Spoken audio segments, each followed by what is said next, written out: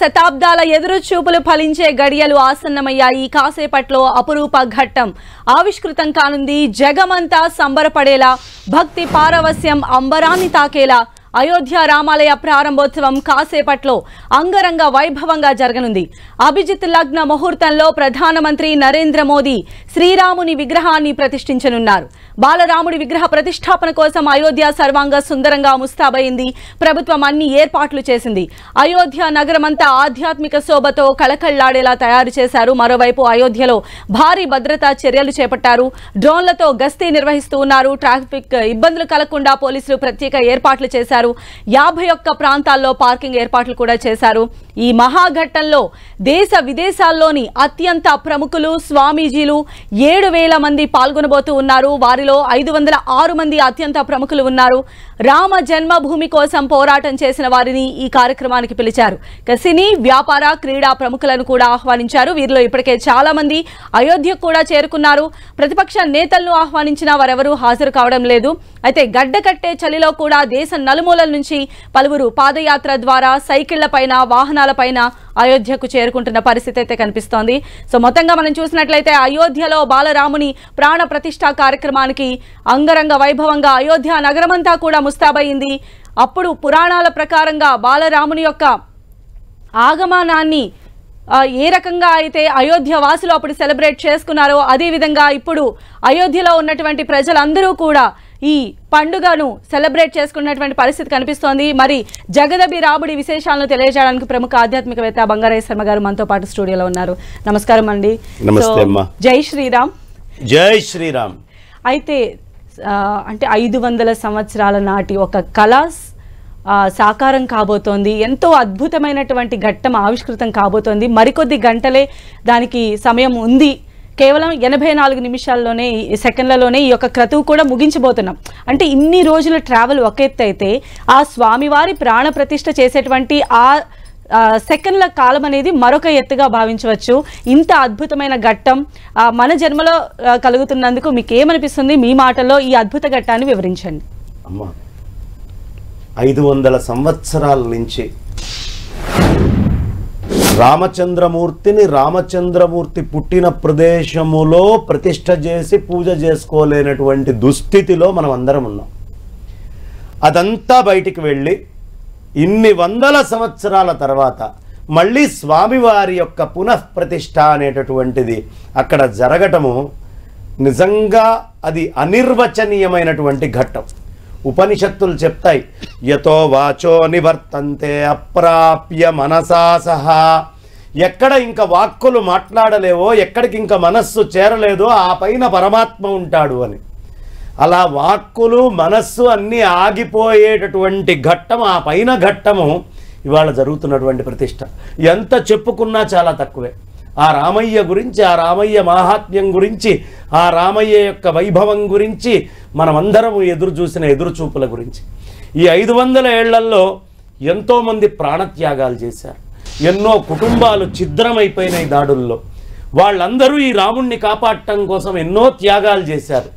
వాళ్ళందరూ చూడలేకపోయారో లేరో, వాళ్ళందరి త్యాగ ఫలం వల్ల ఇవాళ మళ్ళీ మనం పునః ఈ 2 కళ్ళు ఏం అదృష్టం చేసుకున్నావయో ఈ కాలంలో ఉన్నవాళ్ళవి, ఆ అన్ని కళ్ళు కూడా అటు ఇటు కాకుండా సూర్యనారాయణమూర్తి ఎక్కడ ఉంటే పొద్దు తిరుగు పువ్వు అటు తిరిగినట్టుగా మొత్తము విశ్వంలో ఉండేటటువంటి అందరూ సనాతనమైనటువంటి ధర్మానికి చెందినటువంటి వాళ్ళు కూడా ఒక్కసారి అయోధ్య వైపు తిరిగారు. ఎందుకయ్యా అంటే ఆ సూర్యుడు ఇవాళ అయోధ్యలో ఉన్నాడు. ఆ రఘువంశ సంపన్నుడు, కుల సంపన్నుడైన రామచంద్రమూర్తి, మర్యాదా పురుషోత్తముడు అక్కడి నుంచి వాళ్ళ ప్రతిష్ట కాబోతున్నాడు. కాబట్టి మన మనస్సందరి మనస్సులు పొద్దుతిరుగుడు పువ్వుల్లాగా ఆ స్వామివారి వైపు తిరిగి అయోధ్య వైపు మనం చూస్తున్నాం. ఇన్ని రోజులు ఆగింది ఒక ఎత్తు. దేవతలందరూ కూడా దివ్యమైనటువంటి ఘట్టాలు జరిగేటప్పుడు ఎదురు చూస్తారు అని. ఆనాడు రామచంద్రమూర్తి వైకుంఠంలో ఉండేటటువంటి విష్ణుమూర్తి దగ్గరికి వెళ్ళి దేవతలు, ఋషులు, మునులు, ప్రజలు అందరూ కూడా ప్రార్థన చేశారు. అయ్యా, ఈ రావణుడు మిగతా అయినటువంటి రాక్షసుల యొక్క భారముతో మేము అల్లాడిపోతున్నాం, మా అందరికీ కూడా ఓ మార్గాన్ని చూపించాలి తండ్రి అంటే రాముడిగా ఉద్భవిస్తాను అని వరమిచ్చాడు. ఆ ఉద్భవిస్తానని వరమిచ్చినటువంటి రామచంద్రమూర్తి కౌసల్యా గర్భములో 12 నెలల పాటు ఉండి ఆయన ఉద్భవించేటటువంటి క్షణము అందరూ కూడా ఆశ్చర్యముతో, ఆనందముతో, చాలా అత్యుత్తమమైనటువంటి ఉత్సాహముతో వాళ్ళందరూ ఎదురు చూస్తూ ఉన్నారు. ఆ సమయంలో దేవతలు కూడా ప్రతి క్షణము అయోధ్య వైపే చూశారు. మళ్ళీ ఆ దేవతల దగ్గర నుంచి ఈ మానవులైన మనందరి దాకా కూడా అయోధ్య వైపే ఆ రోజు ఎలా చూశారో అలా చూస్తూ ఉన్నాం. అయితే ఏమిటయ్యా ప్రత్యేకత? ఆ 84 సెకండ్లే ఎందుకు? మిగతా అంతా కాలమే కదా, ఇది కాలమే, అది కాలమే, అన్నీ కాలమే. కాలములో ఈ 84 సెకండ్లకి ప్రత్యేకత ఏమిటి అనే మాట వస్తే విశేషం ఏమిటయ్యా అంటే అభిజిల్ లగ్నం అంటారు దాన్ని. అభిజిల్ లగ్నము అంటే సూర్యనారాయణమూర్తి ఆ ఉత్తరప్రదేశ్ ప్రాంతంలో, మన దగ్గర కాదు, ఎక్కడైతే రామచంద్రమూర్తి ప్రతిష్ట అవుతోందో అక్కడ నడి నెత్తి మీద ఉండేటటువంటి సమయం. ఆ సమయంలో గనక మనం ఒక చెక్కనో ఒక పుల్లనో దేన్నో తీసుకొని వెళ్ళి అక్కడ ప్రతిష్ట చేస్తే దాని నీడ అటు ఇటు పడదు. అంటే శుద్ధమైనటువంటి వెలుగుని మాత్రమే దర్శించే కళ్ళు స్వామివారివి. స్వామివారి కళ్ళని మనం దేంతోటి పోలుస్తామమ్మా? అరవింద దళాయతాక్షం అంటాం. ఆ తామర రేకుల లాగా ఉండేటటువంటి కళ్ళు. తామర రేకుల ప్రత్యేకత ఏమిటి? అది నీడలో విచ్చుకోదు, సూర్యనారాయణమూర్తి కిరణం ఉంటేనే విచ్చుకుంటుంది. అలా ఏమాత్రము చీకటిని తెలియనటువంటిది, అజ్ఞానము తెలియనటువంటి ఆ కన్ను తెరుచుకోవాలి అంటే నీడ అటు ఇటు పడకుండా ఉండాలి. ఆనాడు రామచంద్రమూర్తి పుట్టినటువంటి సమయము కూడా అభిజిల్ లగ్నమే. ఈనాడు ప్రతిష్ట జరుగుతున్నటువంటిది కూడా అభిజిల్ లగ్నమే. దాని ఛాయ అటు ఇటు పడకుండా ఉండేటటువంటి సమయం ఆ 84 సెకండ్లు మాత్రమే ఉంటుంది. కాబట్టి అలాంటి 84 సెకండ్లని ఎంచుకొని సూర్యుడు, భూమాత ఎవరు? సీతామాత. అక్కడ ఉన్నటువంటి వాడు రాఘవుడు, రామచంద్రమూర్తి. ఆ రామచంద్రమూర్తి రఘువంశానికి చెందినటువంటి సూర్యుడు భూమి మీదకు వచ్చి ఏ నీడా లేకుండా సీతని నేను పొందబోతున్నాను, ఈ ప్రకృతినంతా పులకింపజేయబోతున్నాను అని చెప్పినటువంటి సందేశాత్మకమైనటువంటి మహత్తరమైనటువంటి ఘట్టము ఈ 84 సెకండ్లలో ఆవిష్కరించుకోబోతున్నాం. కాబట్టి ఆనాడు అయోధ్యలో ఎలా ఉందో ఈనాడు అలాంటి వాతావరణం. ఈనాడు ఉన్నటువంటి మనమందరము ధన్యులము. మనము మన కళ్ళతోటి చూడబోతూ ఉన్నాం ఈ ఘట్టాన్ని. అలానే రామాలయం అనగానే రామాలయం లేనటువంటి వీధి అనేది ఉండదు, మనకి ఊరు అనేది కనిపించదు. రాముల వారి స్మరణ చేయని భక్తులు, హిందువులు ఉండరు అంటే అతిశయోక్తి కాదండి. అయితే రామాలయం అనగానే మనకి ఎలాగా విగ్రహాలు రాముడు, లక్ష్మణుడు, సీత, ఆంజనేయ స్వామితోనే మనకు కనిపిస్తూ ఉంటారు. కానీ అయోధ్యలో మనం చూసినట్లయితే బాలరాముని విగ్రహం అంటే రామ్లల్లాగా మనకి దర్శనం ఇవ్వబోతున్నారు. అంటే ఇక్కడ ఎలా ఉంటుంది అంటే సహజంగా ఉండేటువంటి రాముల విగ్రహానికి బాలరాముని విగ్రహానికి ఏంటి విశిష్టత ఏంటి? మనందరి కొట్లాట దేని గురించమ్మా? రాముల వారిని అయోధ్య రామ జన్మభూమి, అవునా?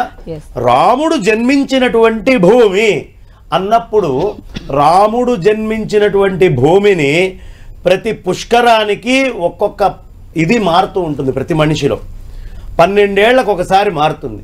కాబట్టి 11 ఏళ్ల దాకా రామచంద్రమూర్తిని ఆ నీళ్లు ఎలా అయితే పుష్కరం వచ్చినప్పుడు, అంటే ఈ భూమి మీద ఎన్ని నదులు ఉన్నాయో గంగా, సింధు, సరస్వతి చ యమున, గోదావరి, నర్మదా, కృష్ణ, భీమరథీ చ ఫల్లు సరయూ, శ్రీగండకీ, గోమతి, కావేరీ, కపిలా, ప్రయాగ నిరత, వేత్రావతీత్యాదయో నద్యశ్రీ హరిపాద పంకజ భవాః కుర్వంతు వాం మంగళం అంటాం.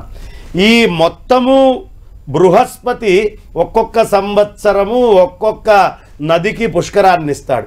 ఒక మొత్తము 12 పుష్కరాలు పూర్తయితే అప్పుడు బృహస్పతి యొక్క ఒక్క ప్రదక్షిణం పూర్తవుతుంది. ఈ ఒక్క ప్రదక్షిణంతో మన శరీరంలో మార్పులు వస్తాయి. ఈ నదులన్నీ కూడా మన శరీరంలోనూ ఉన్నాయి. అలాగే రామయ్యలో కూడా వస్తాయి.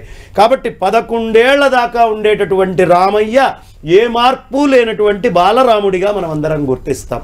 కాబట్టి అక్కడ మనం జన్మస్థలమని పోట్లాడాం. కాబట్టి ముందు జన్మస్థలానికి గుర్తుగా రామాయణం ఎక్కడ ఆరంభమవుతుందమ్మా? రామాయణం బాలరాముడితోటే ఆరంభమవుతుంది. బాలరాముడిగా వచ్చిన ఆయన మొట్టమొదట ఆయనే వచ్చాడు. ఆ తర్వాత భరతుడు, లక్ష్మణుడు, శత్రుఘ్నుడు వీళ్ళందరూ రావడం. కాబట్టి ఆ ఘట్టాన్ని గుర్తు చేసుకుంటూ ఇప్పుడు బాలరామ ప్రతిష్ఠ చేస్తున్నాం. డిసెంబర్లో మళ్ళీ పైన రెండో అంతస్తు, మొదటి అంతస్తు మొత్తం పూర్తయిన తర్వాత సీతారామ విగ్రహ ప్రతిష్ఠ అప్పుడు జరగబోతోంది. కాబట్టి అంచెలంచెలుగా రామతత్వాన్ని మొత్తాన్ని చూపించేటటువంటి ప్రతిష్ఠ. కాబట్టి రామాలయం అనేటటువంటిది ఆద్యముగా బాలరాముడిగా ఇప్పుడు వస్తోంది. ఇక సీతారాములుగా అనేకమైనటువంటి పట్టాభిషేక రాముడిగా కూడా అనేక రకాలుగా ఆ రామచంద్రమూర్తిని అయోధ్యలో ఇక్కడి నుంచి ప్రతిష్ఠ చేసుకోబోతున్నాం. ఇది తొలి అడుగు మాత్రమే రామచంద్రమూర్తి రావడానికి. అలానే ప్రాణ ప్రతిష్ఠ ఈ సంబరం మొత్తాన్ని వివరించగలుగుతారా అండి? అంటే ప్రాణ ప్రతిష్ఠ చేసే ముందు అంటే సహజంగా జరిగేటువంటి దేవాలయాల్లో ఉండేటువంటి క్రతువు, ఇక్కడ చేసేటువంటి క్రతువు సేమ్ గా ఉంటాయి? అన్నీ ఒకటేలాగా ఉంటాయమ్మా. జలాధివాసాలు ఉంటాయి, ధాన్యాధివాసాలు ఉంటాయి, శయ్యాధివాసాలు ఉంటాయి. ఇలా అన్ని అధివాసాలు మొత్తము భారతదేశంలో ఉండే ప్రముఖమైనటువంటి నదుల జలాలు అన్ని నీళ్లు తీసుకొని వచ్చి అక్కడ అనేకమైనటువంటి కుండాలు, 114 పైన కుండాలు అనుకుంటా, దాదాపు అన్ని కుండాలని అక్కడ ఏర్పాటు చేసి ఈ అన్నిటిలో ఓషధులన్నిటినీ, ప్రకృతిలో ఉండే ఓషధులన్నిటినీ కూడా తీసుకొని వచ్చి ఆ ఓషధులతోటి మొత్తం అంతా కూడా నింపి ఆ ఓషధులలో జలాధివాసాలు, ధాన్యాధివాసాలైనాయి, శయ్యాధివాసాలు అవుతున్నాయి. ఇలా విశేషమైనటువంటి అధివాసాలన్నీ చేసి ప్రకృతి అంతా రామమయం, ఈ జలాలన్నీ రామమయం, ఆ ఆకాశం అంతా రామమయం, ఆ సూర్యనారాయణమూర్తి చంద్రుడంతా రామమయం, అలాగే కనిపించే బ్రహ్మాండాలంతా రామమయం, అదేవిధంగా బయట ఉండేటటువంటి అగ్నితత్వం అంతా రామమయం, అదే జలతత్వం అంతా రామమయం, భూతత్వం అంతా రామమయము, వాయుతత్వం అంతా రామమయము అని మొత్తము పాంచభౌతికమైన తత్వాలన్నిటిలోనూ నిండి ఉన్నటువంటి నిర్గుణ నిరాకారుడైనటువంటి రామచంద్రమూర్తి. ఎలాంటి రామచంద్రమూర్తి అంటే త్యాగబ్రహ్మ చెప్తారు, కదలేవాడు కాడే రాముడు, కథలెన్నో గలవాడే రాముడు, తుది మొదలే లేనివాడే, తుది మొదలంతా తానైనాడే. ఆ రాముడు ఎలాంటి వాడయ్యా అంటే కదిలేవాడు కాడు, ఆ నిర్గుణ నిరాకారుడై అనంతుడైనటువంటి రామచంద్రమూర్తే ఈ రామచంద్రమూర్తి కూడా. కానీ జనాలని ఉపాసకానాం కార్యార్థం బ్రహ్మణో రూపకల్పన అని ఆ పరమాత్మ ఆయన ఉపాసకుల యొక్క కార్యక్రమాన్ని ఇచ్చేయడం కోసం, పూర్తి చేయడం కోసం రూపాన్ని ధరిస్తాడు. కాబట్టి అలా ప్రార్థన చేశారు. కాబట్టి స్వామి రామచంద్రమూర్తి అద్భుతంగా ఇవాళ ఈ సమయములో ముహూర్తం ముందు అనేక రకాలైనటువంటి అధివాసాలు అన్నీ పూర్తి చేసుకొని ఆ యంత్రాలన్నీ కూడా పూజింపబడి యంత్రాలన్నిటికీ కూడా బలాన్నిచ్చి అనేకమైనటువంటి ఆగమోక్తమైనటువంటి తంత్రాలతో అద్భుతమైనటువంటి దీక్షితులతో దేశములో ఉండేటటువంటి ప్రకాండులైనటువంటి పండితులందరి యొక్క సమక్షములో విశేషముగా ఇవాళ ఆయన అలంకారాదులు అన్నీ కూడా చేసుకోవడానికి యోగ్యమైనటువంటి రాముడిగా ఏర్పాటవుతున్నాడు. ఇప్పుడున్నటువంటి రామచంద్రమూర్తి యొక్క కళ్ళ మీద చాలా విశేషంగా చెప్తున్నారు, అరవింద దళాయతాక్షం. ఇంకా కళ్ళు రెండూ కూడా తెరవబడలేదు, కానీ తెరిచిన తర్వాత మాత్రం ఆ కళ్ళని ఒక్కసారి చూసినటువంటి వాడు మళ్ళీ అయోధ్య వదిలి నేను బయటికి వెళ్ళాలా అంటే ఎలాంటి రాముడు? పుంసాం మోహన రూపాయ, మగవాళ్ళకి కూడా ఆ రూపాన్ని చూస్తే మోహం కలిగి అలాగే చూస్తూ ఉండిపోవాలి అనిపించేటటువంటి ఆ దివ్యమైనటువంటి ఆ దేహము, ఆ జానుబాహు అరవింద దళాయతాక్షం, మామూలు రూపం కాదు, నీలమేఘశ్యాముడు. అంత అందమైనటువంటి రామచంద్రమూర్తి యొక్క విగ్రహాన్ని యథాశాస్త్రీయముగా ప్రాణప్రతిష్ఠ మంత్రాదులన్నిటితోటి కూడా చేసి ఈ అద్భుతమైనటువంటి మహోత్సవానికి సిద్ధం చేశారు. ప్రాణప్రతిష్ఠ సకాలములో 12:29 నిమిషాలకి మొదలై అక్కడ నుంచి 84 నిమిషాల పాటు చాలా విశేషంగా జరగబోతోంది. కాబట్టి అన్నీ ఆ వైదికముగా, సవైదికముగా, ఆగమోక్తముగా, సక్రతు పురస్సరంగా ఈ కార్యక్రమం జరుగుతోంది. అందుకనే అనంత శ్రీ విభూషితులు శ్రీ శ్రీ శ్రీ భారతీ తీర్థ మహాస్వామి చరణులు, శ్రీ శ్రీ శ్రీ విధుశేఖర భారతీ మహాస్వామి చరణులు, దక్షిణాంనాయ శ్రీ శృంగేరి పీఠాధీశ్వరులు వారు ఒకటే మాట చెప్పారు, ఈ సమయములో అందరూ కూడా ఇళ్లల్లో శ్రీరామ జయ రామ జయ జయ రామ, శ్రీరామ జయ రామ జయ జయ రామ, శ్రీరామ జయ రామ జయ జయ రామ అనేటటువంటి మంత్రాన్ని అనుష్ఠానం చేస్తూ ఆ స్వామిని తలుచుకుంటూ రామ భుజంగ ప్రయాత స్తోత్రం చదువుతూ చక్కగా దీపాలు పెట్టుకొని అయోధ్య నుంచి వచ్చిన అక్షతలు స్వామివారి దగ్గర అక్కడ పటము దగ్గరో విగ్రహము దగ్గరో వేసి అవి మొత్తము కుటుంబం అంతా వేసుకుండేట్టు ఇవాళ ప్రతి ఇంట్లో పరవాన్నం వండబడాలి, ఏదో ఒక భక్ష్యము ఏదో ఒక తీపి పదార్థము వండబడాలి.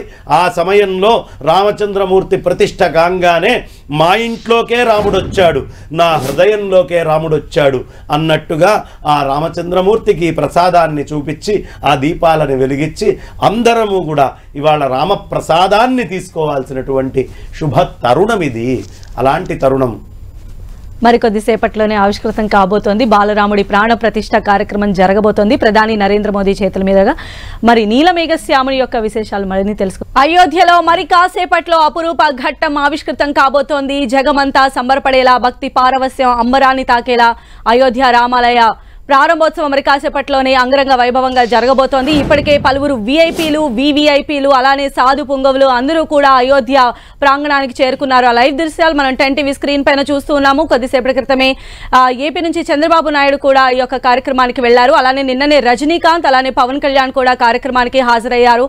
పలువురు విఐపీలు, వివిఐపీలు అందరూ కూడా అయోధ్యలోని బాలరాముని ప్రాణ ప్రతిష్ఠ కార్యక్రమానికి తరలి వస్తూ ఉన్నటువంటి సిచ్యువేషన్ మనం చూస్తూ ఉన్నాము. ప్రాణ ప్రతిష్ఠ సందర్భంగా ఇప్పటికే చాలా కట్టుదిట్టమైనటువంటి భద్రతా ఏర్పాట్లను కూడా చేశారు. దాదాపు 7,000 మంది వరకు కూడా విఐపీలు, వివిఐపీలు యొక్క కార్యక్రమానికి హాజరు కాబోతున్నారు. చిరంజీవి కూడా ఈ కార్యక్రమానికి హాజరయ్యారు. కుటుంబ సమేతంగా ఆయన అయోధ్యలోని బాలరాముని ప్రాణ ప్రతిష్ఠ కార్యక్రమానికి చేరుకున్నారు. అలానే రజనీకాంత్, పవన్ కళ్యాణ్, కొద్దిసేపటి క్రితమే చంద్రబాబు నాయుడు కూడా ప్రాణ ప్రతిష్ఠ కార్యక్రమానికి హాజరు కావడానికి అయోధ్యకు చేరుకున్నారు. మరి కాసేపట్లోనే అంగరంగ వైభవంగా ఈ కార్యక్రమం జరగబోతోంది. సో మన విజువల్స్ లో కూడా చూడొచ్చు. బిగ్ బి అమితాబ్ బచ్చన్ కూడా రాముల వారి ప్రాణ ప్రతిష్ఠ కార్యక్రమానికి హాజరైన వారిలో ఉన్నారు. మొత్తం 7,000 మంది వరకు ఈ కార్యక్రమంలో పాల్గొనబోతూ ఉన్నారు. అధికార పక్షమనే కాదు, ప్రతిపక్షంలో ఉన్నవారు, సినీ రాజకీయ ప్రముఖులు అందరూ కూడా ఈ కార్యక్రమంలో హాజరు కాబోతూ ఉన్నారు. అదేవిధంగా మనం చూసినట్లయితే నరేంద్ర మోదీ చేతుల మీదుగా శ్రీరాముని విగ్రహాన్ని మరి కాసేపట్లోనే ప్రతిష్ఠించబోతూ ఉన్నారు. ప్రధాని మోదీ కూడా 10:30 తర్వాత అయోధ్య ప్రాంగణానికి చేరుకోబోతున్నారు. ఆయన 10:55 ఆయన టెంపుల్ దగ్గరికి కూడా వెళ్ళబోతున్నారు. ఇప్పటికే శాస్త్రోక్తంగా అన్ని పూజా క్రతువులను కూడా నిర్వహిస్తూ ఉన్నారు. బాలరాముని ప్రాణ ప్రతిష్ఠ కార్యక్రమం కోసం ఇప్పటికే అంగరంగ వైభవంగా ఏర్పాట్లన్నీ చేశాయి. అయోధ్య నగరమంతా కూడా జై శ్రీరామ్ నినాదాలతో మారుమోగుతున్న పరిస్థితి కనిపిస్తోంది.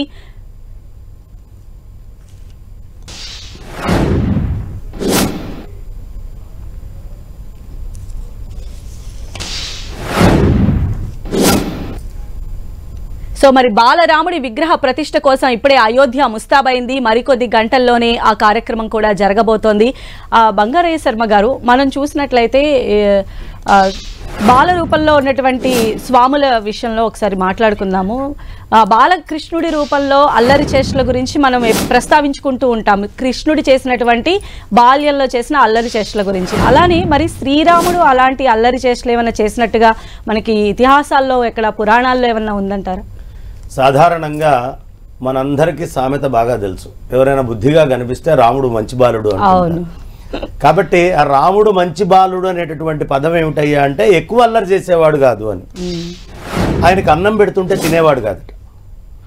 తినకపోతుంటే ఆ భోజనం చేయడం కోసం ఆయనకి చంద్రుణ్ణి తీసుకొచ్చి అద్దములో చంద్రుణ్ణి చూపించి అనేక రకాలైనటువంటి పనులు చేస్తే తప్ప ఆయన భోజనం చేసేవాడు కాదట. ఇటు అటు ఉరుకుతూ ఉండేవాడు, తిండి తినకుండా తప్పించుకుంటూ ఉండేవాడు. అప్పుడు కైకమ్మ వెంటబడుతూ ఆ కైకేయే ఆవిడ తీసుకొని వెళ్ళి ఆవిడ పెడుతుండేదట రామచంద్రమూర్తికి. అదిగో అదిగో అదిగో అదిగో రామచంద్రుడు, అదిగో చంద్రుడు చంద్రుడు చంద్రుడు అని.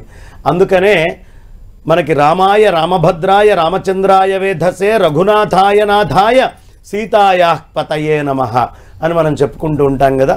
ఇందులో రామాయ అని దశరథుడు పిలిచేవాడు, రామభద్ర అని కౌసల్య పిలిచేది, రామచంద్ర అనేటటువంటి మాటతో కైకేయి పిలిచేది. కారణం ఆవిడకి చంద్రుడితో ఉన్న అనుబంధం బాగా గుర్తు.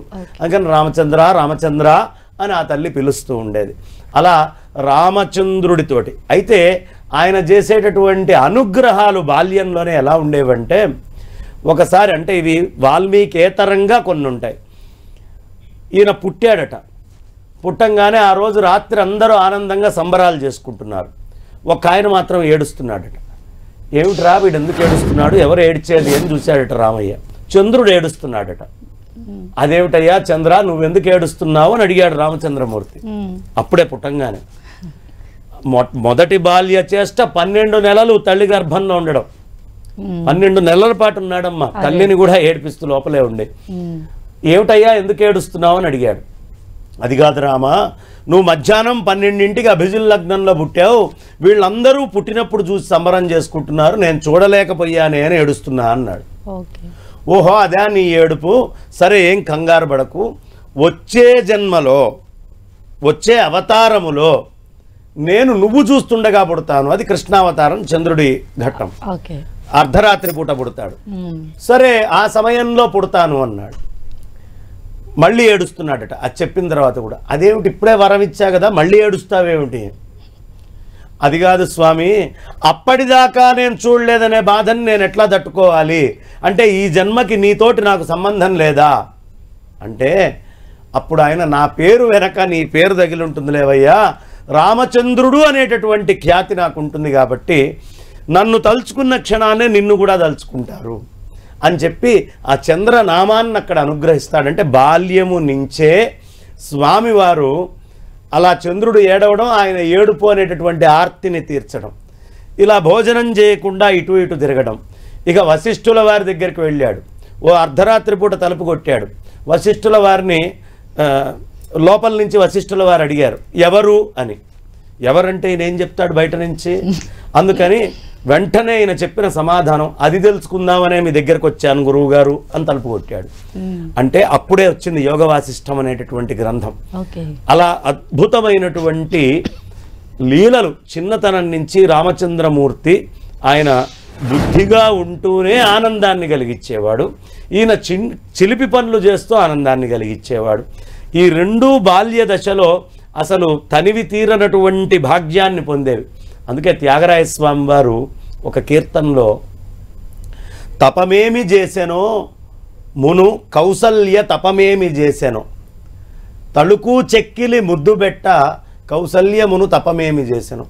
రాముణ్ణి చూడాలి అంటేనే తపస్సులు చేయాలి, రామ దర్శనం కావాలంటే 1000 సంవత్సరాల పాటు గడుపుతూ పోవాలి, ఎన్ని చేసినా రాముడి దర్శనం కాదు. అలాంటిది తపస్సు ఏం చేశాడయ్యా ఆ కౌసల్య తపస్సు ఏం చేసింది, పట్టుకొని బిగిచ్చి ఒత్తిపెట్టి ఆ తలికి చెక్కుల మీద ముద్దు పెట్టుకుంది అంటే ఆ పరమాత్మని ఏం తపస్సు చేసిందయ్యా. అలా ఒదిగిపోయేవాడట రామచంద్రమూర్తి. శ్రీరామ రారాయని పిలువ దశరథుండు మను తపమేమి చేశాను. ఓ పక్కన బైరిగడ్డాలు వేసుకొని 5000 సంవత్సరాలు 1000 సంవత్సరాలు ఆ రాముణ్ణి చూడాలని అందరూ తపస్సు చేస్తుంటే, అప్పటికీ ఆయన కనిపించకుండా తిరుగుతూ ఉంటే, ఈ దశరథుడు ఏం తపస్సు చేశాడండి. శ్రీరామ రారాయని పిలువ, రారా శ్రీరామ అనగానే ఆయన ఉరుక్కుంటూ ఈయన దగ్గరకు వస్తున్నాడట. ఏం తపస్సు చేశాడు, ఏమి లీలలు చేస్తున్నాడు ఈ బాల్యంలో, మాకేమో ఇంత కష్టమా, ఈయనకేమో ఇంత అనుగ్రహమా అని రకరకాలైనటువంటి రామచంద్రమూర్తి యొక్క లీలలు. బాల్యములోనే అనేకమైనటువంటి శస్త్రాస్త్ర విజ్ఞానం కలిగినటువంటి వాడు, బాల్యములోనే తాటకని సంహరించినటువంటి వాడు, బాల్యమునందే అహల్య ఉద్ధరణ చేసినవాడు, బాలకాండ అయ్యే లోపలకే సీతామ్మవారిని వరించినటువంటి వాడు రామచంద్రమూర్తి. అది గొప్పతనము. రాముడు అనేకమైనటువంటి లీలలు మహాత్మ్యాలు చేస్తూ ఉండేవాడు. కృష్ణయ్య పుట్టినటువంటి రోజులలోనే ఆయన పూతనా సంహారం చేస్తే ఈయన తాటకా సంహారం చేశాడు. ఏం చెప్తున్నాడయ్యా రాముడు, ఆయన లీలలు కూడా చాలా జ్ఞానాన్ని ఇచ్చేటటువంటి లీలలు ఉంటాయి. తాటకిని చంపాడు, అహల్యని ఉద్ధరించాడు, సీతని వరించాడు. తాటకి తమో గుణానికి గుర్తు. మనందరిలో తమో గుణం, బద్ధకం ఉంటుంది, లేజినెస్. దాన్ని చంపేయాలి అని చెప్పాడు. ఇక మనలో అందరిలో రాజసం ఉంటుంది. నేను, నాది, నాకు సంబంధించింది, నా నా నా అని ఎప్పుడు మన సుఖం కోసం ఏడుస్తూ ఉంటాం. దీన్ని రాజసం అంటారు. దీన్ని సంస్కరించుకోవాలి, ఆత్మస్పర్శతోటి సంస్కరించుకోవాలి అని చెప్పి సీతని వరించాడు. సత్వగుణముతోటి వరించాలి సీతా అమ్మవారిని, అంటే సత్వగుణం సీతా అమ్మవారు వరించాలి. ఇది రాముడు చేసేటటువంటి ప్రతి పనిలోనూ ఒక అద్భుతమైన లీల ఉంటుంది. ఇవన్నీ బాలకాండలోనే మనం చూస్తాం. ఇలా అనేకమైన లీలలు ఉన్నాయమ్మ బాలకాండలో. అయితే ఇప్పుడు మనం చూస్తున్నట్లయితే శ్రీరాముని జన్మస్థలి అయోధ్య. అయోధ్య నగరం శ్రీరాముని జన్మస్థలి అవ్వటం వల్ల అంత ప్రాచుర్యం పొందింది అనుకోవాలా, లేదా అయోధ్యకి ఏమన్నా స్థల పురాణం ఉందా? అయోధ్య సప్తమోక్ష క్షేత్రాల్లో ఒకటమ్మ. ఓకే. రాముడు రాకముందు నుంచి కూడా అది మోక్షక్షేత్రమే. ఓకే. అయోధ్య, మధుర, మాయ, కాశీ, కాంచి, అవంతిక, పురి, ద్వారవతి చైవ సప్తయతే మోక్షదాయక. రామచంద్రమూర్తి రాకముందు నుంచి కూడా అయోధ్య మోక్షపురమే. అందుకనే రామచంద్రమూర్తి వైకుంఠం నుంచి ప్రత్యక్షంగా అయోధ్యకు వచ్చింది. ఆ అయోధ్య నుంచే తన ప్రజలందరినీ సరయూ నదిలోంచి వైకుంఠానికి తీసుకెళ్ళాడమ్మ. అంటే వైకుంఠానికి దారి ఎక్కడుందయ్యా ఈ సృష్టిలో? అయోధ్య నుంచే ఉంది అని చెప్తారు. సప్తమోక్ష నగరాల్లో కూడా అయోధ్య ప్రధానమైంది. అందుకని అయోధ్యకు అంత ప్రాధాన్యం. ఏమండి, రాముడు తెలంగాణకి రావచ్చు కదా, అయోధ్యలోనే ఎందుకు అని అడిగితే అయోధ్య మోక్షపురం అండి. అందుకని మోక్షం ఇవ్వాలనే ఉద్దేశంతో ధర్మ, అర్థ, కామ, మోక్షాలు ఈ 4 ఇవ్వాలి. కాబట్టి మొట్టమొదట ధర్మము అయోధ్యలో ఉద్భవించింది. రామో విగ్రహవాన్ ధర్మ. అక్కడి నుంచి అర్థ, కామ, మోక్షాలు ఈ 4 కూడా అయోధ్య నుంచి అనుగ్రహించాడు రామచంద్రమూర్తి. మోక్షపురి కాబట్టి మోక్షాన్ని ఇచ్చేవాడు కూడా సాకేత రాముడు కాబట్టి అలా రామచంద్రమూర్తి అయోధ్యలో పుట్టాడు. మరి మన తెలంగాణకి రాలేదా? వచ్చాడు ఆయన. ఎప్పుడు వచ్చాడయ్యా అంటే లేటెస్ట్గా వచ్చాడు. మిగతా వాళ్ళలాగా ఎప్పుడో నేను కృతయుగంలో త్రేతాయుగంలో వచ్చానన్నట్టు రాలా. రామదాసు వారు గుడి కడితే ఆ భద్రాచల క్షేత్రము నిమిత్తము ఈ ధనము వాడావు నువ్వు అని చెప్పి కోశాగార ధనం తీసుకున్నావు అని తీసుకొచ్చి ఆయన్ని గోల్కొండలో పెడితే ఆ గోల్కొండ నవాబైనటువంటి తానీషా దగ్గరికి తాను లక్ష్మణ సమేతుడై ఆనాడు విశ్వామిత్రుడి యొక్క మఖాన్ని లక్ష్మణ సమేతుడై వచ్చి ఎలా కాపాడాడో అలా రామదాసుని కాపాడడం కోసం ఈ తెలంగాణ ప్రాంతంలో కూడా రామచంద్రమూర్తి అడుగు పెట్టాడు. కాబట్టి రాముడు అడుగు పెట్టనటువంటి ప్రదేశం లేదు. కీసరగుట్టలో రామచంద్రమూర్తి ప్రత్యక్షంగా వచ్చి శివలింగ ప్రతిష్ఠ చేశాడు బ్రహ్మహత్యా పాతకం పోగొట్టుకోవడానికి. కాబట్టి అనేకమైనటువంటి ఘట్టాలు రాముడి యొక్క పదస్పర్శ అన్ని చోట్ల ఉంది. కానీ ఆయన ప్రథమమైన మోక్షనగర్లో పుట్టి మిగతా భారతాన్నంతా కూడా చుట్టినటువంటి మహానుభావుడు రామచంద్రమూర్తి. మిథిలకు వెళ్ళేటప్పుడు తూర్పు, పుట్టింది ఉత్తరం, ఆ తర్వాత పర్ణశాల, చిత్రకూటము అని చెప్తూ మధ్యప్రదేశము, అక్కడి నుంచి దక్షిణానికి వచ్చాడు. ఈ దక్షిణానికి వచ్చినటువంటి స్వామి మళ్ళీ ఆ పూర్తిగా లంకానగరానికి వెళ్ళి ఆ లంకానగరం నుంచి మళ్ళీ తిరిగి వస్తూ మధ్యలో ప్రాంగుఖమైనటువంటి ప్రయాగ ప్రాంతానికి కూడా వెళ్ళి ఆ ప్రయాగ మీదిగా అంటే తూర్పు, ఉత్తరము, పశ్చిమము, దక్షిణము 4టిని చుట్టాడు భారతదేశంలో రామచంద్రమూర్తి. అలా చుట్టి నాయనా నేను ఎక్కడో పుట్టాను అని అనుకోవద్దు, ఎక్కడ పుట్టినా అంతటా నా పదస్పర్శ చేశాను. కాబట్టి ఈ కర్మభూమిలో మీరు ఏ విధమైన కర్మల్ని చేసినా ధర్మ, అర్థ, కామ, మోక్షాలు 4 కూడా మీరు పొందుతారు అని రామ పదస్పర్శ అయిన భూమి ఈ భరత ఖండము, భరత భూమి. చిన్న విరామం తీసుకుందాం. బంగారయ్య శర్మ గారు, బాలరాముడి విగ్రహ ప్రతిష్టాపన కోసం అయోధ్య సర్వాంగ సుందరంగా ముస్తాబైంది. మరి కాసేపట్లోనే బాలరాముడి ప్రాణ ప్రతిష్ఠ కార్యక్రమం అంగరంగ వైభవంగా జరగబోతోంది. భారత ప్రధాని నరేంద్ర మోదీ అయోధ్య ఎయిర్పోర్ట్ కు చేరుకున్నారు. మరి కాసేపట్లోనే రామ జన్మభూమికి ఆయన చేరుకోబోతున్నారు. బాలరాముడి ప్రాణ ప్రతిష్టలో ప్రధాని మోదీ భాగస్వామ్యం కాబోతున్నారు. మధ్యాహ్నం 1:15 ప్రధాని మోదీ ఆ కార్యక్రమం అనంతరం ప్రసంగించబోతూ ఉన్నారు. మనం చూస్తున్నాం అయోధ్యలో మోడీ చేతుల మీదుగా ప్రాణ ప్రతిష్ఠ కార్యక్రమం జరగబోతోంది.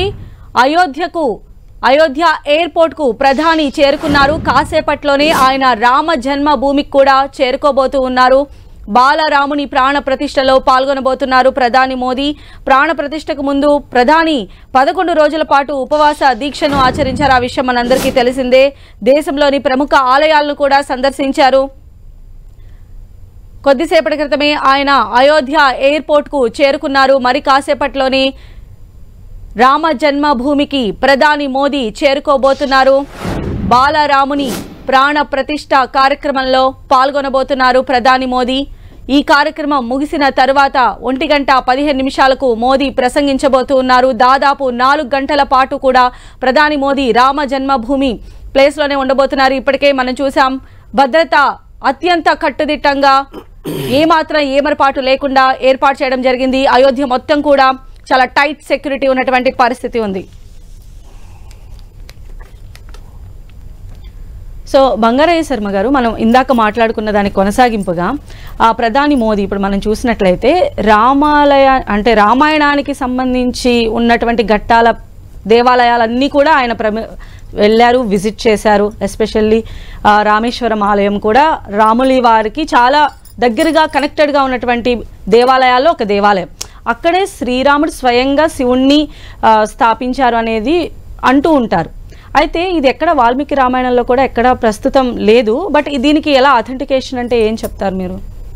మనకి వ్యాసోచ్ఛిష్టం జగత్ సర్వం, ఈ జగత్తులో ఉండేటటువంటి విజ్ఞానం అంతా కూడా వ్యాసుల వారి నుంచి వచ్చినటువంటి ఉచ్ఛిష్టమే అని చెప్తారు. వ్యాసోచ్ఛిష్టం జగత్ సర్వం. వ్యాసుల వారు ఇవాళ చాలా మంచి ప్రశ్న అడిగావమ్మా. ఇవాళ కూర్మ జయంతి, కూర్మనాథుడి యొక్క జయంతి అయినటువంటి రోజు ఈ ప్రశ్న వేశావు. వ్యాసుల వారు రాసినటువంటి కూర్మ పురాణంలో, కూర్మ పురాణాంతర్గతంగా చాలా విశేషంగా రామచంద్రమూర్తి ఆయన యొక్క చరిత్రను అక్కడ వర్ణిస్తూ రామచంద్రమూర్తి ఇక్కడ విగ్రహ ప్రతిష్ఠ, శివలింగ ప్రతిష్ఠ చేశారు అని ఆ ప్రతిష్టా మహోత్సవ వైభవాన్ని మొత్తాన్ని కూడా చెప్తారు. వ్యాసుల వారి దగ్గర నుంచి ఏదొచ్చినా మనకు ఆధారమే, ఏది వచ్చినా. అంటే వాల్మీకి రామాయణము అన్నీ చెప్పలేదమ్మా. అంటే వాల్మీకి రామాయణంలో లేనిదల్లా లేనిదేనా అంటే కాదు. వ్యాసుల వారు దాన్ని చెప్పి వాల్మీకంలో దానికి వ్యతిరేకంగా లేకపోతే అదల్లా మనం అంగీకరించాల్సిందే. కారణము శతకోటి ప్రవిస్తరం రామాయణం, 100 కోట్ల శ్లోకాలు ఉందట మొత్తం రామాయణంలో. ఈ 100 కోట్ల శ్లోకాలంటే మీరు ఎలా చెప్తున్నారు అంటే, రామచంద్రమూర్తి ఎన్ని వేల సంవత్సరాలు భూమి మీద పరిపాలన చేశారు? 11,000 సంవత్సరాల పాటు పరిపాలన చేశారు. కాబట్టి 11 అయోధ్యలో ఆయన చేసినందుకు ఆ అడుగులు కూడా 11 అడుగులే. బాల్యానికి 11 అడుగులే. చూడు, అనేకమైన కొలతలు వేసుకొని 11 పెట్టారు. ఇప్పుడు ఆ 11,000 సంవత్సరాలు ఉన్న రాముడి చరిత్రలో, 12,000 సంవత్సరాల చిల్లర లోపు ఉన్న రాముడి చరిత్రలో 40 సంవత్సరాల చరిత్రే మనం రాసుకుంది వాల్మీకంలో, 24,000 శ్లోకాలు. అంతే కదా. పుట్టిన దగ్గర నుంచి ఆయన పెరిగి విశ్వామిత్రులతో పాటు వెళ్ళి వివాహం చేసుకొని అయోధ్యకు వచ్చి అక్కడి నుంచి అరణ్యవాసం చేసి అక్కడి నుంచి కిష్కింధకాండ, సుందరకాండ, యుద్ధకాండ దాకా కూడా మొత్తము 40 ఏళ్ల వయసు. ఆ తర్వాత ఎక్కడో ఉత్తరకాండలో చివరిలో ఉండేటటువంటి ఒక 15 ఏళ్ల ఘట్టాన్ని మళ్ళీ తీసుకొని వచ్చి వివరించి చెప్పారు. దీని అర్థం ఏమిటి? 11,000 చిల్లర పైన ఉండే సంవత్సరాల చరిత్ర మనకి దొరకట్ల. కాబట్టి ఆ వాల్మీకంలో లేనటువంటిది వ్యాసుల వారు చెప్తే మనకు ఆధారమే. కాబట్టి కూర్మ పురాణంలో ఆయన చెప్పారు. ఎందుకు చేశారయ్యా అంటే, రావణాసురుణ్ణి చంపినప్పుడు రావణాసురుడిలో చాలా గొప్ప విషయాలు ఉన్నాయమ్మా. ఏమిటి అంటే, అతను వేదం మొత్తం అవపోసన పట్టాడు. ఇప్పుడు రావణాసురుడు చచ్చిపోగానే వేదం అంతా కూడా ఓ శరీరం లేకపోతే, శరీరం ఉంటే వేద శబ్దం బయటకు వస్తుంది, లేకపోతే ఆవిడ అనాథ అయిపోయింది, ఆ శరీరాన్ని వదిలిపెట్టేసింది ఆ విద్య. కాబట్టి అంత శరీరాన్ని ఆశ్రయించినటువంటి వేదాన్ని నిరాశ్రయం చేశాను. కాబట్టి ఏం చెయ్యాలి అని ఒక శివలింగ ప్రతిష్ఠ చేసి ఆ శివలింగములో ఆ రావణాసురుడి యొక్క బ్రహ్మ విద్యని మొత్తాన్ని కూడా తీసుకొచ్చి ప్రతిష్ఠ చేశాడు. అందుకనే బ్రహ్మహత్యా దోషం అంటే మనిషి చావడం కాదు, ఆ వేదం నిరాశ్రయమైంది అని. అది మొత్తము తీసుకొచ్చి ఈ లింగములో ప్రతిష్ఠ చేశాడు. కాబట్టి బ్రహ్మ విద్య అనేటటువంటిది ఒకటి. ఇక రెండోది, అతని దగ్గర అనేకమైనటువంటి శస్త్రాస్త్రాలు ఉన్నాయి. ఈ శస్త్రాస్త్రాలన్నీ కూడా అతను వెళ్తే మళ్ళీ వాడగలిగిన వాడు లేడు. ఆ శరీరంలో ఉండే వీరత్వం అంతా కూడా చచ్చిపోయింది. కాబట్టి వీరత్వం అంతా కూడా నిరాశ్రయమైంది. కాబట్టి దానికోసము పట్టీశ్వరంలో ఒక శివలింగ ప్రతిష్ఠ చేశారు. అక్కడ రావణాసురుడి నుంచి అనాథైన వీర లక్షణాలన్నింటినీ తీసుకొచ్చి అందులో ప్రతిష్ఠ చేశారు. ఇక మూడోదైనటువంటిది మయూరవనంలో ఛాయాదోషం ఏదైతే ఉందో, ఛాయాహత్యా దోషం అంటే అతను ఎంత అద్భుతమైనటువంటి వాద్యమమ్మ, అనేకమైన కళలు అతనిలో ఉన్నాయి. కడుపులోంచి పేగులు తీసి జయత్వదద్భ్రవిభ్రమత్ భ్రమద్భుజంగమస్ఫురత్ ధగత్ ధగత్ ద్వినిర్గమత్ కరాళభాలహవ్యవాట్ ధిమిక్ ధిమిక్ ధిమిక్ ధ్వనన్ మృదంగతుంగ మంగళ ధ్వనిక్రమ ప్రవర్తిత ప్రచండ తాండవ శివ అని రుద్రవీణ వాయించాడు. ఇప్పుడు ఆ కళలన్నీ కూడా నిరాశ్రయమైనవిగా శరీరం పోవడంతో ఆ కళలన్నిటినీ తీసుకొని వెళ్ళి ఛాయాహత్యాదోషం నిమిత్తము మయూరవనంలో ఒక లింగాన్ని ప్రతిష్ఠ చేశాడు. ఇలా ఈ దోషాలన్నీ పోవాలి అని ఆయన చేసినటువంటి ప్రతిష్టలు, ఆ స్థల పురాణాలు, అక్కడ జరిగినటువంటి ఘట్టము, అక్కడ కనిపిస్తున్నటువంటి రుజువులు, సాక్ష్యాలు, దానికి మూలముగా వ్యాసుల వారు కూర్మ పురాణంలో ఉటంకించడము, ఇవన్నీ కూడా ఆధారాలే. రామచంద్రమూర్తి శివలింగ ప్రతిష్ఠ అక్కడ చేశారు. అందుకని మోడీ గారు ఏం చేశారు, చివరిగా వెళ్ళి దక్షిణము నుంచి ఉత్తరం మూల దాకా కూడా మొత్తము అంతా రామమయం అని చెప్పడానికి రామేశ్వర క్షేత్రానికి వెళ్ళి ఆ రామేశ్వర శ్రీ యొక్క దర్శనం చేసుకొని అక్కడ 32 బావులు ఉంటాయమ్మా. ఆ వాటిల్లో నీళ్లు స్నానం చేయటం, హనుమంతుల వారి యొక్క పాదాలు సముద్రంలోకి ఉంటాయట. అందుకనే మోకాళ్ళ దాకానే విగ్రహం ఉంటుంది. అక్కడ శంకర భగవత్పాదాచార్యుల వారు కైలాసం నుంచి తీసుకొచ్చినటువంటి చంద్రమౌళీశ్వర లింగ ప్రతిష్ఠ అక్కడ జరిగింది. కాబట్టి ఆ క్షేత్రమే ఒక వైభవమైన క్షేత్రం. అక్కడ చక్రతీర్థము అని ఉంది. అదేమిటయ్యా అంటే, రాముడు సముద్రుణ్ణి ఒక్కసారి బాణము తీసి ఎక్కుపెడితే భయపడి బయటికి వచ్చాడు. నేను తపస్సు చేసుకుంటుంటే ఇబ్బంది పెడతావా అని. అయ్యా నన్ను క్షమించు అన్నాడు. లోపల రాక్షసులు ఉన్నారు. అయితే ఈ బాణం ఆ రాక్షసుల మీదకి వెయ్యి, నేను అలలు లేకుండా ఉంటాను. ఈ రోజుకి రామేశ్వరంలో సముద్రంలో అలలు ఉండవు. చక్రతీర్థం అంటారు. అక్కడే తొలి తీర్థం. అందులోకి వెళ్ళి మనం అందరము స్నానం చేయటం అనేది జరుగుతుంది. ఇలా రామేశ్వరం నుంచి అయోధ్య దాకా భారతావని మొత్తము అంతా కూడా రాముడి యొక్క పదస్పర్శతో, రాముడి యొక్క అనుగ్రహంతో. అందుకనే పోతరామాచ్యులు చేతులారంగ శివుని పూజింపరేని, చేతులారిందాక అనంత పద్మనాభస్వామి క్షేత్రం వెళ్తే అక్కడ చెయ్యిలా పెట్టి శివలింగానికి అభిషేకం చేస్తూ చేతులారంగ శివుని పూజింపరేని అంటాడు. అదే మనం ఇక్కడికి వెళ్ళినా కూడా, రామేశ్వరం వెళ్ళినా కూడా చేతులారంగ శివుని పూజింపరేని, నోరు నొవ్వంగా హరికీర్తి నుడువరేని, నోరు నొప్పి పుట్టేదాకా హరికీర్తిని చేయండి అయ్యా. దయయు సత్యము లోనుగా దలపరేని, కలుగనేటికి తల్లుల కడుపు చేటు అంటారు. అలా ఆ రామచంద్రమూర్తి యొక్క ఆ పరమ విభవాన్ని, వైభవాన్ని మొత్తం అన్ని చోట్ల దానికి ఘట్టంగా ఆ రాముడు ఇక్కడికి వచ్చి ప్రతిష్ఠ చేశాడు, ఇక్కడికి వచ్చి ప్రతిష్ఠ చేశాడు అంటారు. అందులో భాగంగా తెలంగాణలో కీసరగుట్టలో, మన తెలుగునాట ఆంధ్రాలో చిలుమూరులో, అదే విధంగా రామచంద్రమూర్తి సీతా అమ్మవారు తీసుకొచ్చి చేయటము, రామచంద్రమూర్తి ప్రతిష్ఠ చేయటం జరిగింది.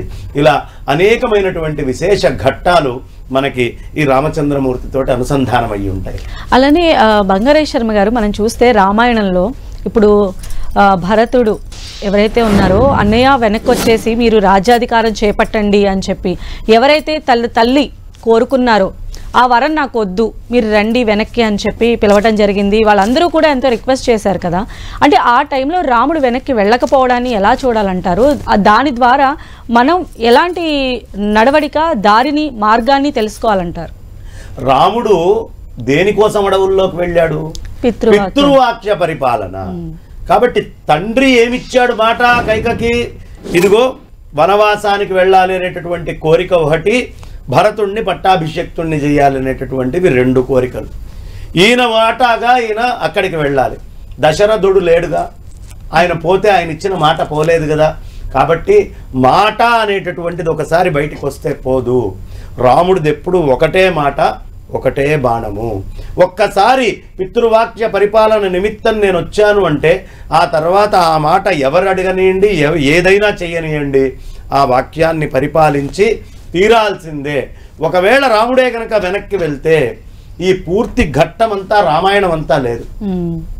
రామాయణం ఉంది అంటేనే రాముడి యొక్క పితృవాక్య పరిపాలన ఉంది కాబట్టి మాట్లాడే ముందు చాలా జాగ్రత్తగా నియంత్రణ ఉంచుకొని మనం ఒక అక్షరాన్ని బయటికి మాట్లాడాలి. ఒకసారి మాట్లాడాక వెనక్కి తీసుకోలేము దాన్ని. అందుకని రామచంద్రమూర్తిని చూసి నేర్చుకోవాల్సింది ఏమిటయ్యా అంటే మాట్లాడే ముందు జాగ్రత్తగా మాట్లాడతాడు, మాట్లాడేటటువంటి విషయాన్ని అథెంటిక్గా మాట్లాడతాడు ఆయన. అది మనం నేర్చుకోవాల్సింది. రాముణ్ణి చూసి నువ్వేదైనా మాట్లాడిన మాట మళ్ళీ వెనక్కి తీసుకోలేవు కాబట్టి యోగ్యమైన మాట, సశాస్త్రీయమైనటువంటి మాట మాట్లాడు అని నేర్చుకోవాలి. అది రామచంద్రమూర్తి యొక్క దీంట్లో గొప్పతనం. తర్వాత రాముడు ఏదైనా వదిలేస్తే 14 ఏళ్ళు నేను రాను అని చెప్పిన తర్వాత మిగతా వాళ్ళు వదిలేస్తే, మనం ఎవరికైనా దానం ఇస్తే అబ్బా ఆ ఇల్లు ఇచ్చింది నేనే, ఒకప్పుడు ఆ ఇల్లు ఇచ్చాను తెలుసా, ఆయనకి దానంగా నేనే ఇచ్చాను అని మనం అనుకుంటూ ఉంటాం మనసులో. ఒక వస్తువు ఎవరికైనా ఇస్తే ఆ వస్తువు ఇచ్చింది నేనే అని 100 సార్లు అంటాం, వాడిని చదివిచ్చింది నేనే అంటాం, ఇలా ఏవేవో మనం అంటాం. కానీ రాముడు ఒక్కసారి ఇచ్చిన తర్వాత చచ్చిపోయినటువంటి శవము ఎలా మళ్ళీ లౌకికమైన ఇంద్రియ విషయాల్లో అపేక్ష లేకుండా ఉంటుందో అలా వదిలేస్తాడట రామచంద్రమూర్తి. కాబట్టి అలా వదిలేయాలి అనే సూచన మనకిస్తున్నారు. అందుకని రాముడి యొక్క మాట ఒకటే, ఎప్పుడూ మారదు. భరతుడు కాదు, శత్రుఘ్నుడు కాదు, సుమంతుడు కాదు, రాజ్య ప్రజలు కాదు, మిగతా అందరూ వచ్చినా, సీతమ్మే మళ్ళీ మార్చుకోమని అడిగిన, జనకుడు వచ్చి అడిగిన, రామచంద్రమూర్తి ఒక్కసారి అన్న మాట మళ్ళీ వెనక్కి తీసుకోడు, తప్పడు. ఇది శాసనము. అందుకనే రాముడు అంటే అంత గొప్పవాడు. రామచంద్రేణ సంరక్షితోహం అని మనం ప్రార్థన చేసుకోవాల్సింది అందుకేనమ్మా. అలానే మనం చూస్తే హరి యొక్క అంశ శ్రీరాముడు, శివుని యొక్క అంశ హనుమంతుడు. అంటే వీరిద్దరూ లేనిదే ప్రపంచం అనేది లేదు, అసలు సృష్టి అనేదే లేదు. అయితే వీరిద్దరూ కలిసి ఈ రామావతారంలో చేసినటువంటి ఈ మొత్తం చరిత్రను ఎలా చూడాలంటారండి? శివకేశవ అభేదము, శివుడు వేరు విష్ణువు వేరు అనేది మొత్తము మూర్ఖత్వమే. ఎందుకు కారణం ఏమిటి అంటే పరమాత్మ ఎవరయ్యా అంటే అంతర్బహిశ్చ తత్సర్వం వ్యాప్య నారాయణ స్థిత, అంతా ఒకటే అయిన పరమాత్మ తత్వంతో నిండి ఉన్నప్పుడు శివుడు వేరు అని నువ్వంటే రాముడు వేరైపోవట్లా, అదేవిధంగా నారాయణుడు వేరైపోవట్లా. ప్రతి అణువులోనూ నారాయణుడు ఉన్నాడు అన్నప్పుడు శివుడిలో ఉన్నది కూడా ఆయనే. ప్రతి అణువులో శివుడు ఉన్నాడు అన్నప్పుడు నారాయణుడిలో ఉన్నది కూడా ఆయనే. కార్యక్రమాలు కొన్ని ఈ భూమి మీద చేసే నిమిత్తము విడివిడిగా కనిపిస్తున్నారు తప్ప ఆ ఇరువురు వేరు కారయ్యా. అందుకనే ఒక శ్లోకానికి నిదర్శనం చూపించడానికి ఆ ఇరువురు వచ్చారు. ఏమిటి ఆ శ్లోకము అంటే మనందరికీ శివాయ విష్ణు రూపాయ శివరూపాయ విష్ణవే శివస్య హృదయం విష్ణోశ్చ హృదయం శివ. ఈ ఇరువురు ఒకళ్ళ హృదయం ఒకళ్ళు. అందుకనే శివుడి రూపంలో వచ్చిన ఆంజనేయ స్వామి గుండె చీల్చితే సీతారాములు కనిపించారు. ఆయన ఎంత బద్ధుడై శివుడికి ఉన్నాడయ్యా అంటే ఆ పరమేశ్వరుడు శివస్వరూపంగా వచ్చి అన్నిటినీ ఇచ్చేస్తున్నాడు అని చివరిలో అంతా రామకార్యం పూర్తయ్యాక ఆ శివలింగ ప్రతిష్ఠ చేసి ఆ రామేశ్వరం అనే శబ్దములోనే మేమిరువురం ఒకళ్ళకొకళ్ళం అభేదం అని చెప్పేటటువంటి మాటని చూపించారు. కాబట్టి ఈ ఇద్దరిలో తేడా చూడడము అనేది మహాపాపము. చేతులారంగా శివుని పూజింపరేని. రెండో మాట ఏమిటి, నోరు నొవ్వంగా హరికీర్తినుడు వరేని. నోరు నెప్పి పుట్టేదాకా హరికీర్తి చేయాలి. ఇది ఎవరు చేస్తారయ్యా? నిరంతర రామనామ నిర్నిద్రుడు రుద్రుడు. ఆ శివుడు నిరంతరం రామనామం చేస్తూ ఉంటాడమ్మా. ఎంత గొప్పగా రామనామం చేస్తాడయ్యా అంటే విష్ణు సహస్రనామం అంతా పూర్తయిందట. పార్వతి అమ్మవారు పరమేశ్వరుణ్ణి అడిగిందయ్యా, ఈ కలియుగంలో భ్రాజిష్ణుర్భోజనం భోక్త సహిష్ణుర్ జగదాదిజ రుద్ధ స్పష్టాక్షరో మంత్రశ్చంద్రాంశుర్ భాస్కరద్యుతి అనమంటే అనలేరయ్యా. కాబట్టి వీళ్ళందరూ తరించాలి అంటే తేలికైంది ఏదైనా ఒక్కటి చెప్పు అని చెప్పాడు. అడిగింది, కేనోపాయేన లఘున విష్ణోర్నామ సహస్రకం పఠ్యతే పండితైర్నిత్యం స్తోతుమిచ్చామ్యహం ప్రభో. అయ్యా ఒక్కటి చెప్పండి ఏదైనా అంటే, అంత పరమేశ్వరుడు బోధించింది ఏమిటమ్మా? శ్రీరామ రామ రామేతి రమే రామే మనోరమే సహస్రనామ తత్తుల్యం రామనామ వరాననే. శ్రీరామ రామ రామానండిరా చాలు, ఇంతకు మించినటువంటిది ఇంకొకటి లేదు అనే మాటే కదా ఆయన చెప్పింది. కాబట్టి వాళ్ళిరువురు అభేదంగా ఉన్నారు, మనము భేదము తీసుకురాకూడదు. మహాభారతం వ్యాసుడు రాశాడు, మహాభారతాన్ని మనం నమ్ముతాం. నమ్మినప్పుడు కృష్ణయ్య ఏం చేశాడు?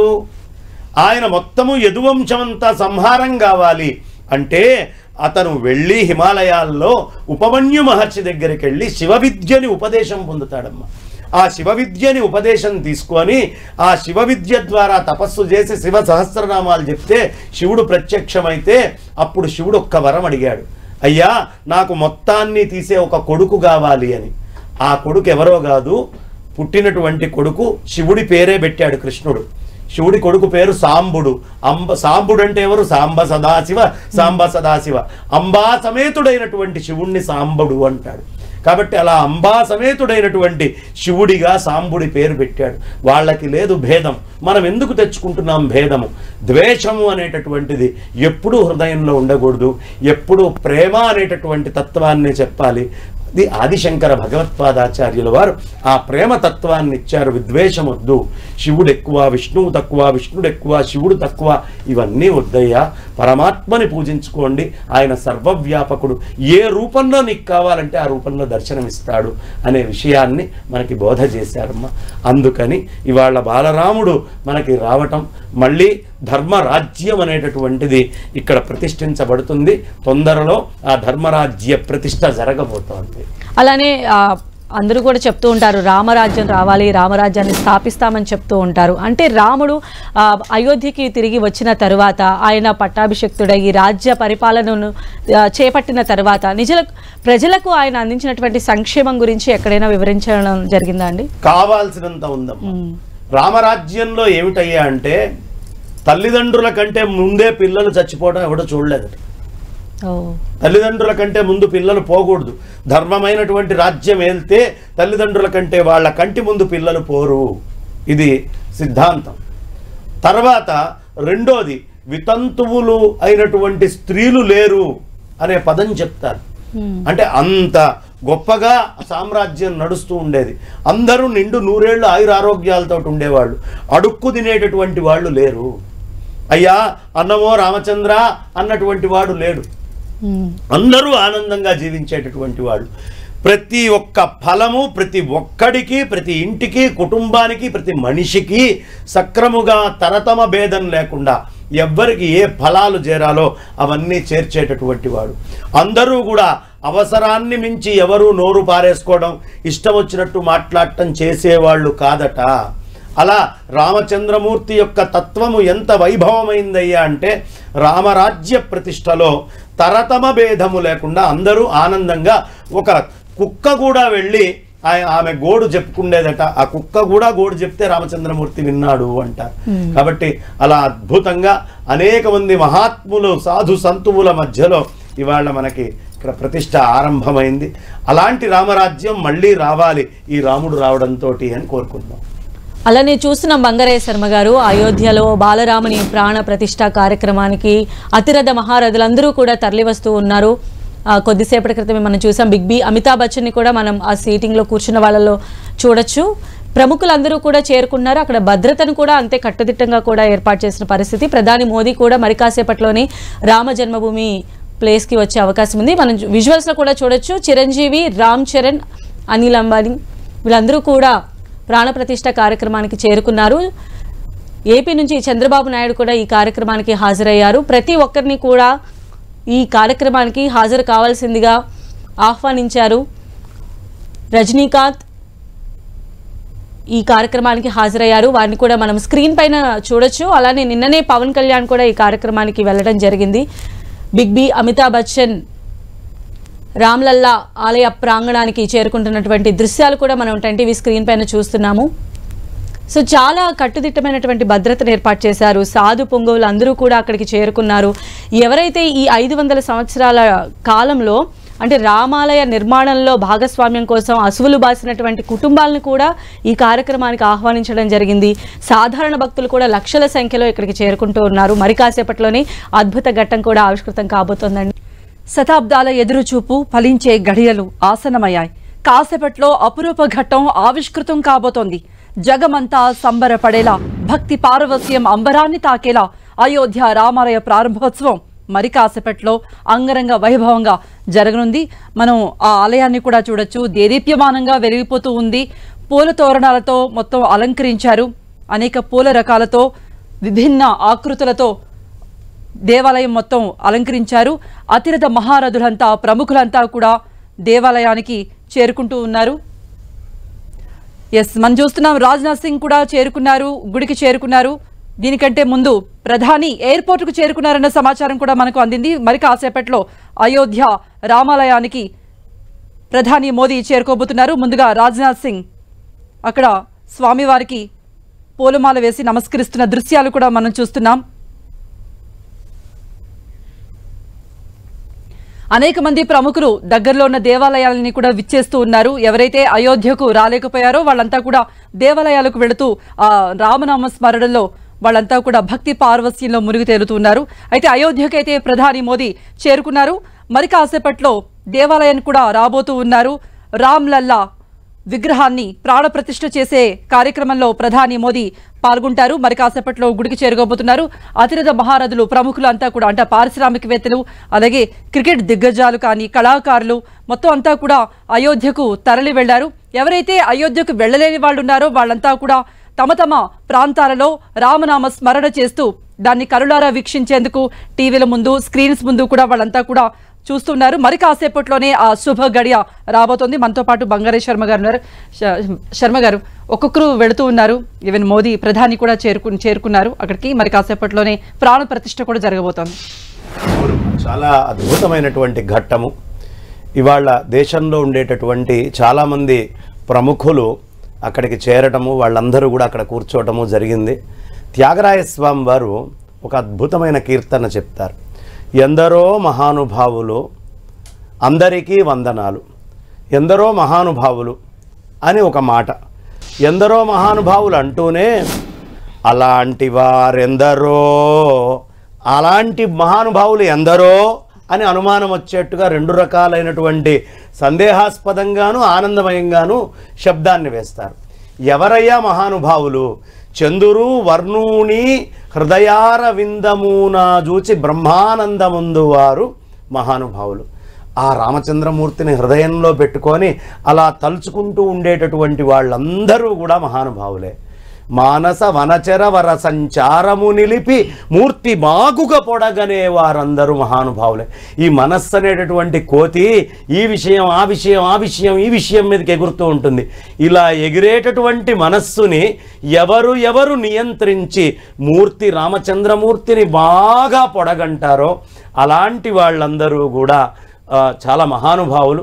హరిగుణ మణిమయ గళములు శిరమున శోభిల్లు భక్త కోటులిలలో తెలివితో చెలిమితో జగమెల్లయు సుధాదృష్టిచే బ్రోచువారెందరో మహానుభావులు అంటారు. ఆ మొత్తము నిరంతరము హరినామస్మరణ చేస్తూ హరిగుణ గణాల్ని దలుచుకుంటూ ఆయన కోసం శరీరం మర్చిపోయి పులకించి ఆడి నృత్యం చేసి ఈ రాముడు తప్ప నాకు ఇంకొకటి లేదు అని సర్వస్వం అనుకుండేటటువంటి వాళ్ళు అందరూ మహానుభావులే. అలాంటి మహానుభావులు ఎంతెంతమంది అక్కడికి వెళ్ళారో ఆ అయోధ్యలో వాళ్ళందరూ మహానుభావులే. అక్కడికి వెళ్లకుండా ఎక్కడో దూరంలో కూర్చొని కూడా రాముడే సర్వస్వం అనుకొని ఆ రాముణ్ణి తలుచుకుంటూ టీవీలకు అతుక్కుపోయి ఎప్పుడూ ఆ రామచంద్రమూర్తి విగ్రహ ప్రతిష్ఠ అవుతుందా అని టీవీ మాధ్యమాల ద్వారా మంత్ర జపాదుల ద్వారా ఎవరు అనుష్ఠానం చేస్తూ ఉంటారో వాళ్ళందరూ కూడా మహానుభావులే. కాబట్టి ఎవరు ప్రముఖులయ్యా రాముడి దగ్గర అంటే ఎవరు వాళ్ళ చిత్తమనే పుష్పాన్ని ఆయన పదపద్మాల దగ్గర సమర్పిస్తారో వాళ్ళందరూ ప్రముఖులు. ప్రముఖుడైనటువంటి వాడు ఒక్కడే రామచంద్రమూర్తి. ఆ రామచంద్రమూర్తి యొక్క నిజతత్వాన్ని ఎరిగినటువంటి మిగతా ప్రముఖులు అనేకమైనటువంటి సాధు సంతులు మహానుభావులు అక్కడికి విచ్చేసి వేంచేసి వెళ్ళి ఆ రామమూర్తి యొక్క విగ్రహ ప్రతిష్ఠా మహోత్సవం కోసం ఎదురు చూస్తూ ఉన్నారు. సుమారు 8,000 మంది దాకా కూడా అక్కడ అవకాశం వచ్చింది. ఆ భాగ్యం వాళ్ళకి లభించింది. ఆ భాగ్యం వాళ్ళకే కాదు, ఇవాళ మనందరి హృదయంలో కూడా బాలరాముడు పుడుతున్నాడు కాబట్టి ఆ భాగ్యము టీవీలో నుంచి చూస్తున్నటువంటి అందరికీ ఎవరెవరికి హృదయం ఉందో వాళ్ళందరికీ కూడా ఆ రామచంద్రమూర్తి యొక్క దర్శనం అవుతుంది. కాబట్టి ఎందరో మహానుభావులు, అలాంటి మహానుభావులందరికీ కూడా వందనాలు అని తలుచుకోవాలి. అవకాశం ఇచ్చాడంటే రాముడు ఇవ్వాలి, కానీ అది మనం కోరుకుంటే వచ్చేది కాదు. రాముడు అలాంటి మహాత్ములు అనేక మందిని ఆహ్వానం చేశాడు. ఇంకా అనేక మందిని రాలేనటువంటి వాళ్ళని నేనే వచ్చి మీ హృదయంలో ఉంటాను అని ఆ రాముడే వచ్చి వాళ్ళ హృదయాల్లో ఉన్నాడు.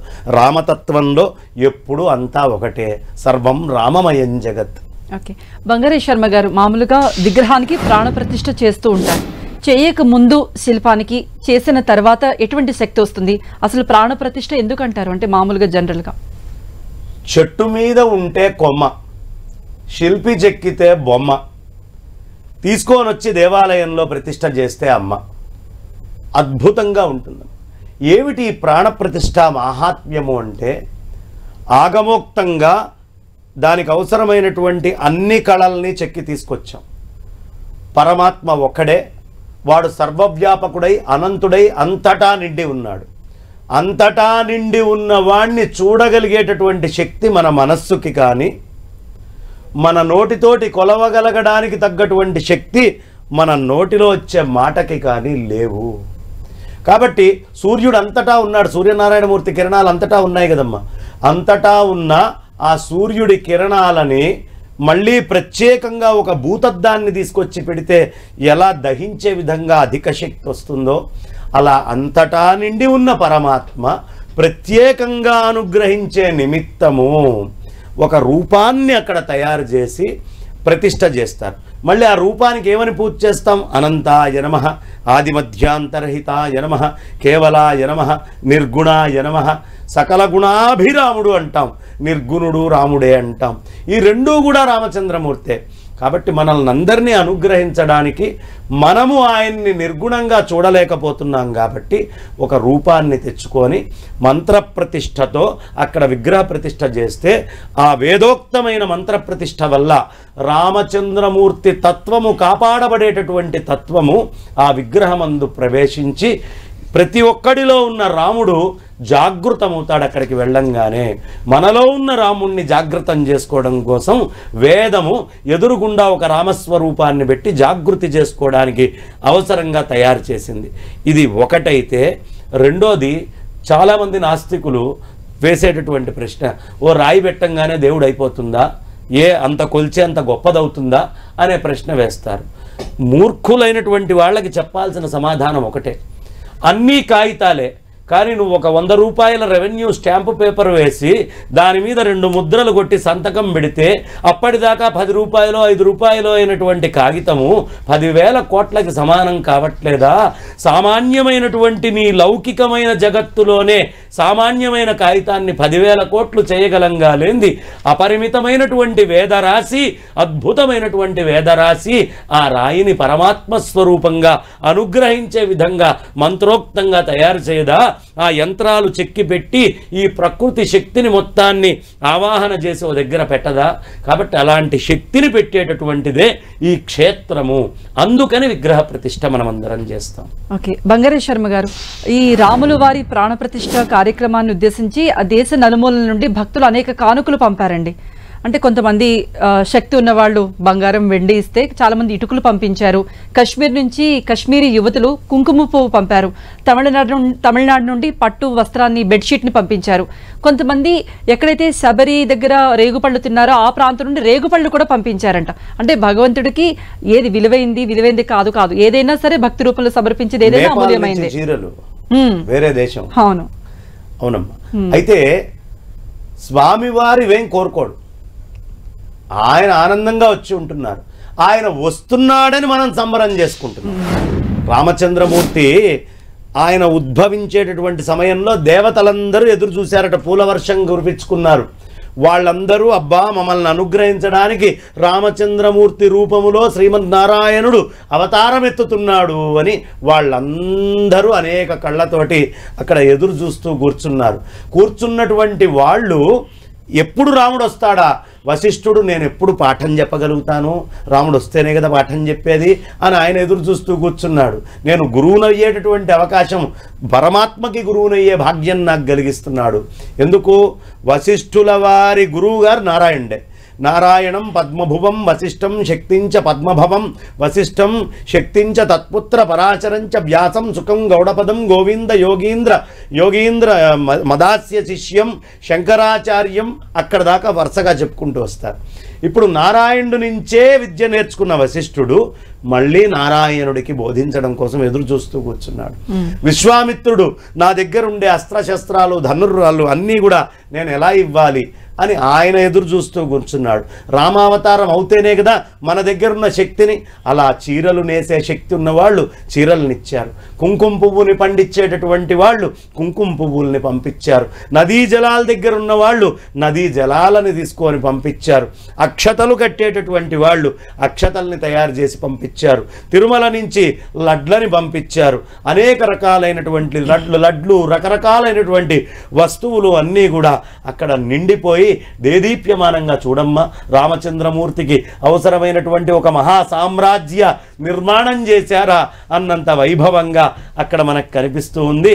ఆ రామ సామ్రాజ్యము అద్భుతంగా ఎదురు చూస్తూ ఉన్నారు వాళ్ళందరూ కూడా వచ్చి.